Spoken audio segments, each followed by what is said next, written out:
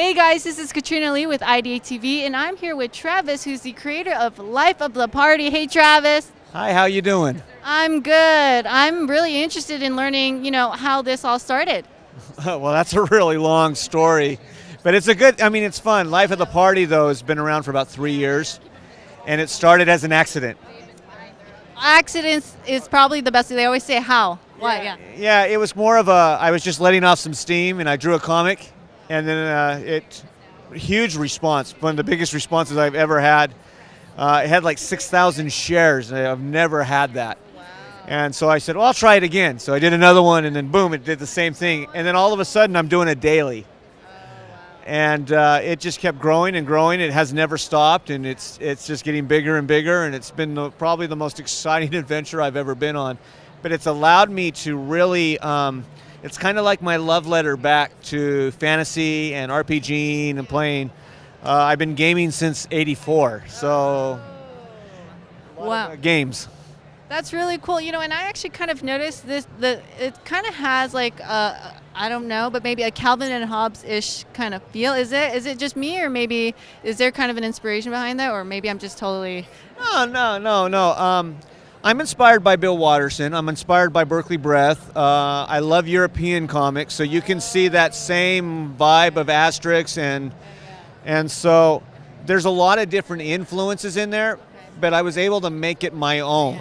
So people come up to me and they go, oh, it looks just like Bill Watterson's work. And I go, I really appreciate that. I actually like that because Bill's one of my idols. But at the same time, I don't feel that it's the same.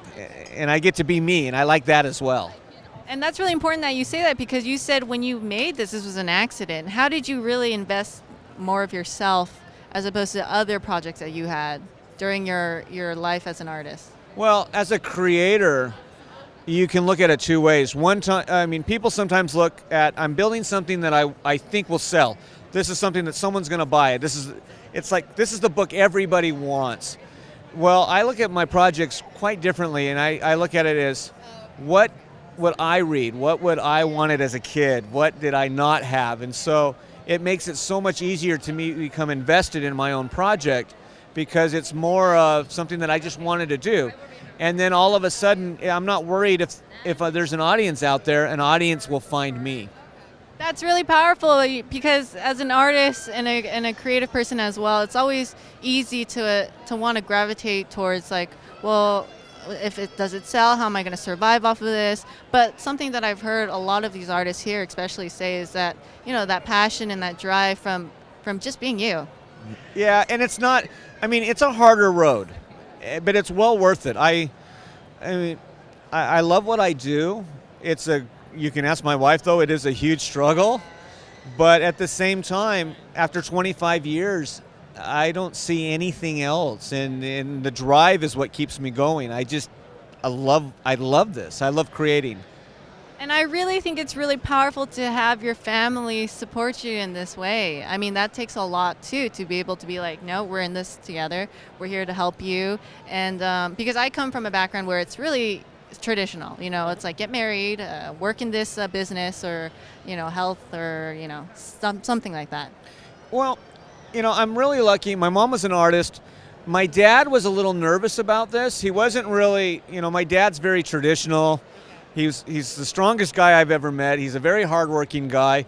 And when I said, well, this is what I want to be an artist, he was completely like, are you sure? Because how are you going to support a family? And it's not like they're against us trying to achieve the dream. They're just worried. They're worried, exactly. I got really lucky. I married a lady that supports the whole thing. She's been thick and thin.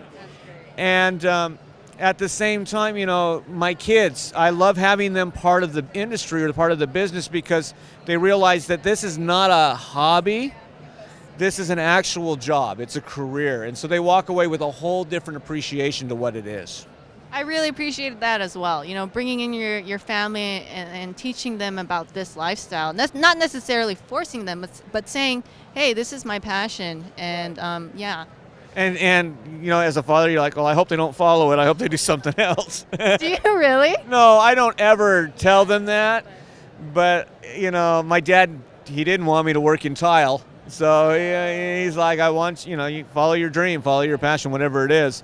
Just, I hope you can support a family at it. And now, my dad is one of my biggest fans. That's awesome. Thank you so much, Travis. This was amazing talk with you and learning about your family and how your involvement in the arts has been as a lifelong journey. So thank you very much. I appreciate it. And it's honestly, it's not, you have to ask yourself one thing, and it's how bad do you want it? And if you want it bad enough, you'll figure out a way to make it happen. You can't tell anybody how bad you want something. You have to show them. And that is the best. And thank you for having me. No, thank you for teaching us and encouraging me too as well. Thank you, Travis. You're welcome. Thank you. All right, thank you guys. This is Katrina with IdeateTV here at WonderCon.